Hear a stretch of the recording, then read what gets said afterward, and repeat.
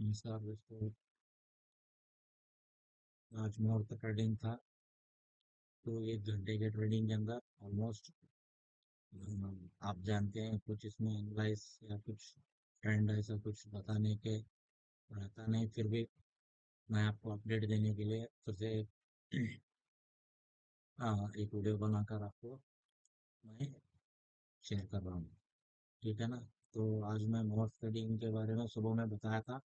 तो कितना कितना पिछले 10 सालों में मुहूर्त ट्रेडिंग दिन निफ्टी ने गेन किया या लॉस किया। आज भी ऑलमोस्ट 25 पॉइंट बढ़त के साथ यानी 0.10% की बढ़त के साथ निफ्टी में क्लोजिंग हुई ट्रेडिंग के दिन। तो देखिए ऑलमोस्ट यहाँ पर ये बता रहा है, जैसा मार्केट खुला हाई बनाया, जैसा हाई बना तो वहां से ऑलमोस्ट प्रॉफिट बुकिंग आ गई। ठीक है। तो यूजुअली हम लोग 1 डे के चार्ट में जाकर देखेंगे।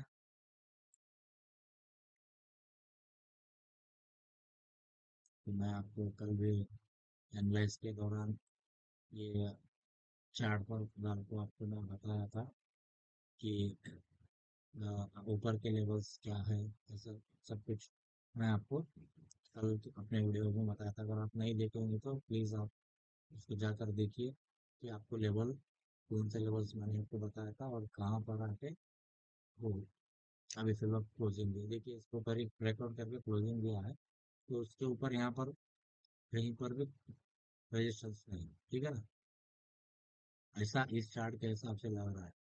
तो देखिए सीधा ऊपर चला रहा था, वहां से यहाँ से सेलिंग आई। ठीक है ना।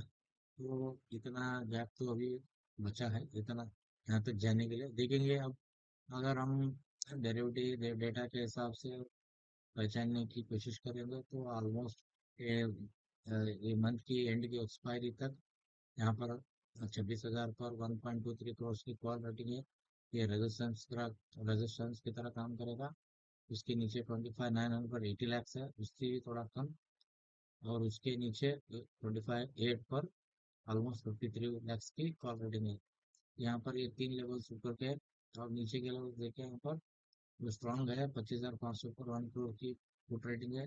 ये सपोर्ट की तरह काम करेगा। उसके ऊपर 25,600 पर 64 लैक्स है। 700 पर 70 लैक्स है। 800 पर 57 लैक्स है पुट रेटिंग। ये सपोर्ट की तरह काम करेंगे। तो मंथ के अंत तक 25,000 पर 1.25 करोड़ की पुट रेटिंग है। तो भी स्ट्रॉन्ग सपोर्ट की तरह ये मंथ के एंड पर काम करने की कोशिश करें। ठीक है ना। तो रेजिस्टेंस टू के ऊपर ही क्लोजिंग थी। तो हम लोग अगर लोअर टाइम फ्रेम में जाएंगे तो आप यहाँ पर देखिए, जैसा मार्केट खुला 21 तारीख है, आपको इसको जूम करके बताऊंगा। देखिए जैसा ही मार्केट खुला रेजिस्टेंस से रिजेक्शन आया, तो पिवट पॉइंट के नीचे जाकर क्लोजिंग दी। ठीक है ना। तो ये गैप तो खुला था, तो गैप इमीडिएट फिल हो गया। ठीक है ना। तो रिजेक्शन यहाँ पर देखिए, ये जो ऑलमोस्ट जो कौन सा यहाँ पर देखिए, यहीं पर जो 17 तारीख का जो हाई बनाने की कोशिश की थी, वहीं पर रिजेक्शन आया। तो फिर वापस उसी रेंज में मतलब सिर्फ 25 पॉइंट बढ़त के साथ क्लोजिंग हुई। ठीक है। तो अगर हम डेरिवेटिव डेटा देखें तो वही जो है, जैसा हमने डे में बताया आपको, लोअर टाइम के भी 26,000 का कॉल रेटिंग है, 1.3 करोड़ की कॉल रेटिंग है, रेजिस्टेंस की तरह काम करेगा। इसके बाद 25,900 पर 80 लाख का कॉल रेटिंग है।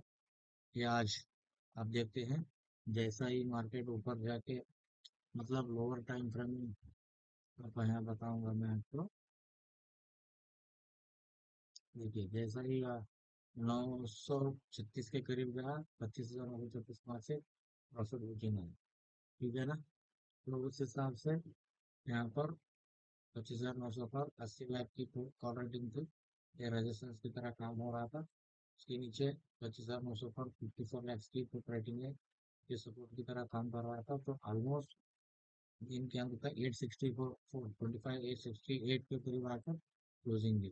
तो यहाँ पर 25 पर करीबन 57 लाख की पुट रेटिंग थी। ठीक है ना। तो इसके नीचे 57, 25 7 पर 70 लाख की है।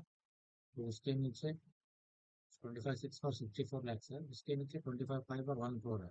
तो ये मंथ के अंत तक ये बहुत स्ट्रॉन्ग सपोर्ट की तरह काम कर सकता है।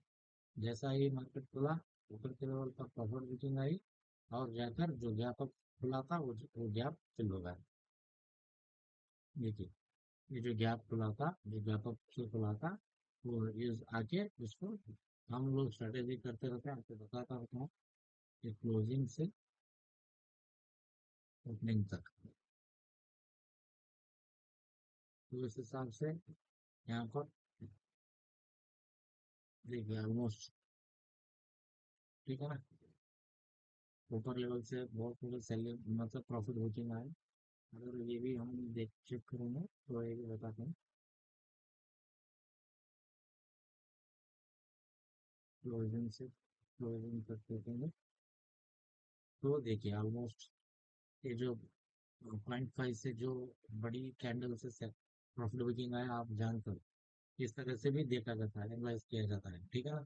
तो आज ऑलमोस्ट 1 घंटे के ट्रेडिंग में तो कुछ मैं आपको पहले ही बताया, कुछ ऐसा कुछ ज़्यादा एनालाइज करने को, ट्रेंडिंग देखने को मिलता नहीं है। तो सीधा चलते हैं स्टॉक्स की तरफ, क्योंकि हम लोगों को पता चले कि पूरे साल कौन कौन से निफ्टी 50 के स्टॉक्स में कितना कितना रिटर्न दिया। आप देखिए, अब ईयर वाइज हम लोग अ, इसको कैलकुलेट करेंगे। तो ये सिप्ला की कंपनी है, 7% का, 7.21% का मतलब गेन दिया। इसी तरह बजाज फिंसर्व उसे 19.19 का दिया। एक्सिस बैंक ने करीबन 3.38 का गेन दिया। देखिए इन्फोसिस में करीबन, देखिए ऑलमोस्ट वीक मतलब मंथली, क्वार्टरली जो भी रिटर्न्स है वो नेगेटिव है, लाल निशान में। तो ऑलमोस्ट 1 ईयर में करीबन 21.66% की वो नीचे इसका रिटर्न, मतलब वो इतना रिटर्न्स इन्फोसिस में नहीं मिला, ये डेटा के हिसाब से। ठीक है। तो उस हिसाब से देखिए ऑलमोस्ट सभी स्टॉक्स, टाटा मोटर्स की जो बात करें तो 55% मतलब नीचे है। ये क्योंकि डीमर्ज जो आप जानते हैं, देखिए टाटा मोटर्स पैसेंजर में कुछ डीमर्ज होने के बाद का वैल्यू है, तो इस तरह दिखा रहा है। तो बजाज फाइनेंस ने 57% का प्रॉफिट दिया। टाटा स्टील है तो ऑलमोस्ट आप यहाँ पर जाकर देखिए, कोल इंडिया ने 25% का, पावर ग्रिड ने 13% का। इस तरह से आपको निफ्टी 50 में ईयरली, जो ईयर का जो देख रहा हूँ मैं, क्वार्टरली मंथली वीकली सब रहता है, वो जाकर देख सकते हैं। तो सीधा हम लोग निफ्टी 50 के बाद बीएससी को देख सकते हैं, ऑल स्टॉक्स को देख सकते हैं। समझ गया ना, यहाँ पर हम लोग जाके चेक कर सकते हैं। ठीक है ना। तो फंडामेंटल्स, टेक्निकल, सभी एफ के पैरामीटर्स पे देख सकते हैं। तो ये इस वेबसाइट पर ये आपको देखने को मिलेगा। तो एक साल में कौन कौन से निफ्टी 50 के स्टॉक्स में क्या क्या गेन हुआ, क्या लॉस है, वो देखकर आगे की हम पोर्टफोलियो मैनेज, मतलब पोर्टफोलियो बनाकर हम लोग काम करने की कोशिश कर सकते हैं। ठीक है ना।